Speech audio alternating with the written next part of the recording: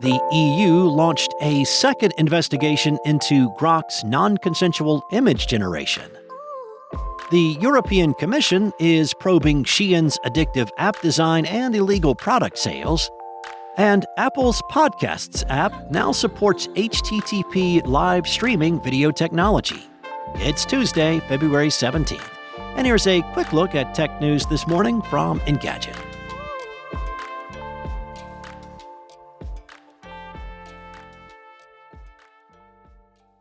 Well, X is facing yet another investigation into Grok's reported creation of non-consensual sexual images on its platform.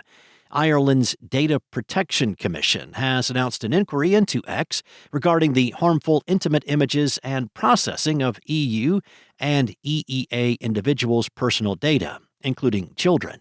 In an 11-day period, X generated about 3 million sexualized images, an estimated 23,000 of which were of children. The Center for Countering Digital Hate, a British nonprofit, announced the results of its review last month. Critically, the investigation will determine whether X has broken GDPR laws. The DPC's probe could have repercussions for X across the European Union, while also building on similar probes in the bloc. Back in January, the European Commission launched an investigation into whether X has violated the Digital Services Act.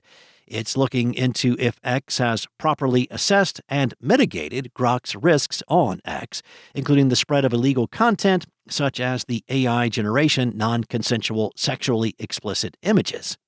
Once again, this includes those of children, and this disturbing point cannot be emphasized too much. X claimed in mid-January that it was preventing Grok from editing photos of real people to give them revealing clothing.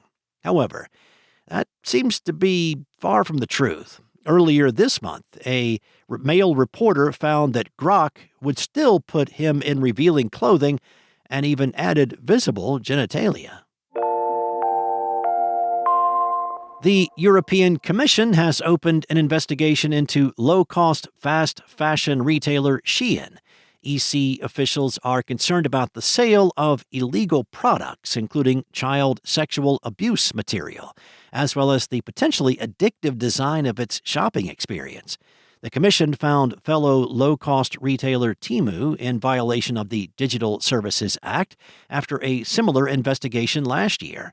The probe is being opened under the Digital Services Act, a set of EU rules governing online services. The Commission will examine how Shein drives engagement with shoppers, including using a points and reward system, and whether the company is properly mitigating the risk of addiction via these and other features. Algorithmic recommendation systems are another point of contention, and the Commission will ask Shein to disclose how it suggests products to users. It also says that the company must offer users a system that is not based on profiling.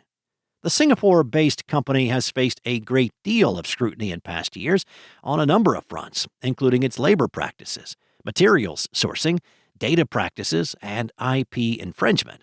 Last year, the Texas Attorney General opened a probe into the company's safety and labor practices amid allegations that Shein uses forced labor as well as toxic or hazardous materials. Addictive design has been a recent priority for European regulators, with the Commission demanding that TikTok make changes to its platform after a similar probe concluded earlier this month.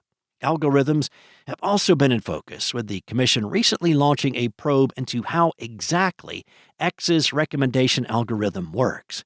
The regulatory body will now continue collecting evidence in the matter and holds the authority within the EU to levy fines and demand changes should the platform wish to continue operations in the region.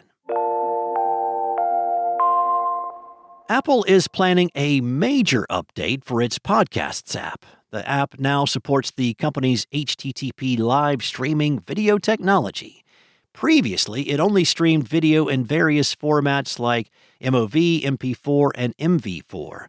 Now, this provides several benefits for the end user. It lets people switch seamlessly between watching and listening, in addition to offering a horizontal full display option. It will also make both video and audio streams available to download for offline viewing. Now, this was not possible with the previous streaming method, which pulled content from an RSS-like feed. RSS is still available as a distribution option, but HLS definitely brings some advantages. The technology integrates picture-in-picture for multitasking on products like the iPad.